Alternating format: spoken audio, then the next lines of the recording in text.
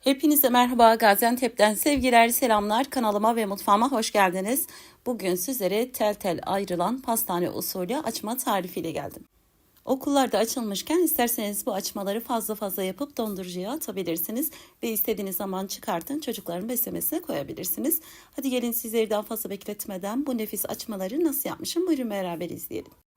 Bismillah deyip öncelikle hamuru hazırlamaya, hamur yoğurma makinesinin haznesinin içerisine öncelikle 3 yemek kaşığı şeker ve 1,5 yemek kaşığı kuru maya ekliyorum. Eğer isterseniz bu tarif için yarım paket yaş maya da kullanabilirsiniz. Daha sonra klasik 200 milimlik bardak ile 2 su bardak ılık süt ve 1 su bardak ılık su ekliyorum.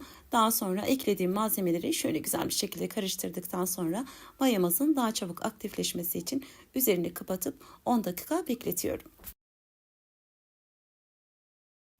Yaklaşık şöyle 10 dakika beklettikten sonra sizin de gördüğünüz gibi mayamız aktifleşmeye başlamış ve hamur için gerekli kalan malzemeleri ekliyorum. 1 su bardağı sıvı yağ ekledikten sonra 2 adet yumurta ekliyorum. 2 adet yumurtanın bir tanesinin sarısını daha sonra açmaların üzerine sürmek için ayırdım. 9 su bardak unu ölçerek ekledikten sonra 1 yemek kaşığı silme tuz ekliyorum. 9 su bardak un tam 1 kilogram una denk geliyor. Sizler de benim yaptığım gibi bardağı ölçerek hamurun içerisine eklediğinizde çok şöyle tepeli değil de silme doldurmanız gerekiyor. Hamuru isterseniz benim yaptığım gibi makinede, isterseniz de elinizde yoğurun. Burada önemli olan hamurunuzun mutlaka güzel bir şekilde yoğrulması gerekiyor. Ve yoğrulan hamuru şöyle biraz toparladıktan sonra üzerini örtüp mayalanması için 1 saat bekletiyorum.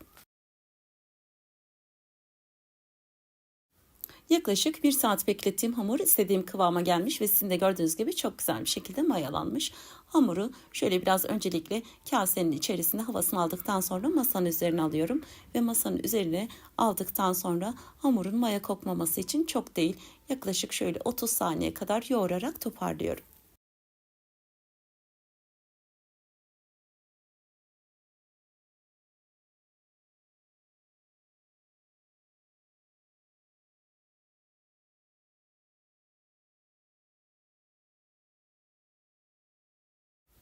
Toparladığım hamuru daha kolay bezeleri bölünmesi için önce 2 parçaya bölüyorum ve 2 parçaya böldükten sonra bir parçasını alıp şöyle silindir haline getiriyorum. Yani biraz uzatıyorum ve daha sonra küçük küçük parçalara bölüyorum.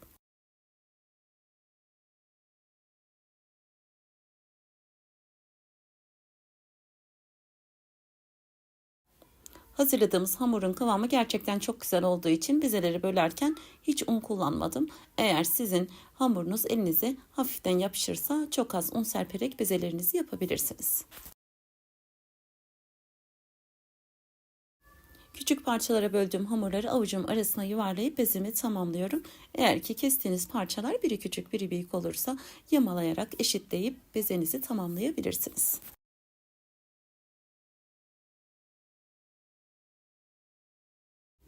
Ben orta boy açma yapmak istediğim için hazırladığım hamurdan 17 eşit beze yaptım. Eğer sizler daha büyük açma yapmak istiyorsanız 14 eşit beze yapabilirsiniz ya da daha küçük bezeler yapıp 20 taneye kadar da çıkartabilirsiniz.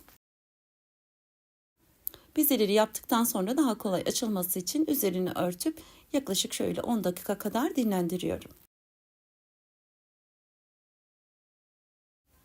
Dinlenen bezelerden bir tanesini alıyorum ve merdane yardımıyla şöyle uzunlamasına olacak şekilde açıyorum. Hamurun kıvamı oldukça yumuşak olduğu için eğer isterseniz hiç merdane ya da oklava kullanmadan da elinizde şöyle arada bir ters yüz ederek açabilirsiniz.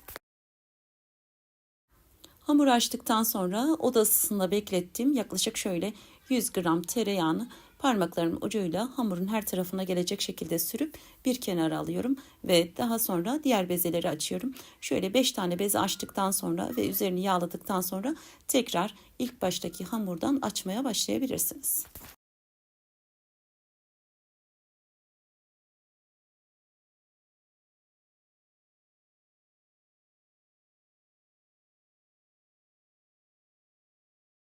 5-6 tane bezeyi açıp yağladıktan sonra ilk yaptığım hamurdan tekrar açmaya başlıyorum.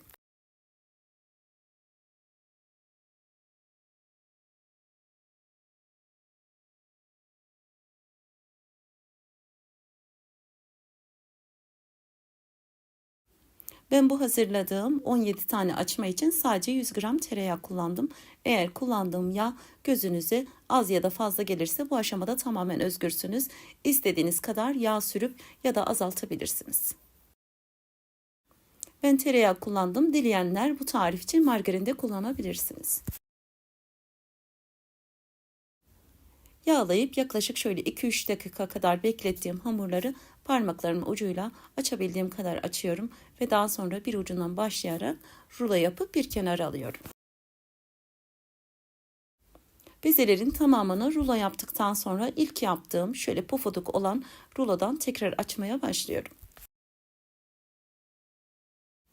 Beklediği için hamur zaten kendini salıyor ve kolaylıkla şöyle parmaklarınızın ucuyla uzatabildiğiniz kadar uzatın ve daha sonra açma şeklini verebilirsiniz.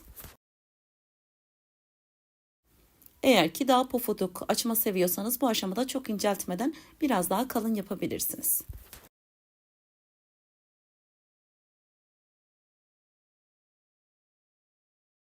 Siz izlerken ben de size burada unutmadan hemen küçük bir hatırlatma yapayım. Eğer hala kanalıma abone değilseniz tamamen ücretsiz bir şekilde abone olabilirsiniz. Ve yeni tariflerimden haberdar olmanız için bildirim zilini açmayı unutmayın lütfen. Beğendiğiniz videolarımı sevdiklerinizle paylaşıp kanalımın büyümesi için bana destek olabilirsiniz. Bunun için şimdiden hepinize tek tek ayrı ayrı çok teşekkür ederim. Evet, açmaların bir tepsisini yuvarlak, bir tepsisinde oğlumun isteği üzerine biraz daha uzun olacak şekilde yaptım. Sizler istediğiniz şekli verebilirsiniz. Uzatıp kıvırarak şekil verdiğimiz açmaların üzerine şöyle tepsiye dizdikten sonra parmakların ucuyla biraz bastırdım ve artık yumurta sarısını sürmeye başlıyorum.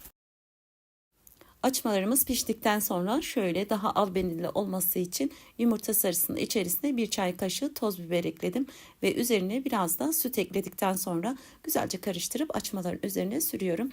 Eğer isterseniz toz biber yerine bir şöyle çay kaşığı kadar pekmez de ekleyebilirsiniz. Yumurta sarısını sürdükten sonra gerçekten açmalara çok yakışan şöyle biraz da mavi haşhaş serpiyorum.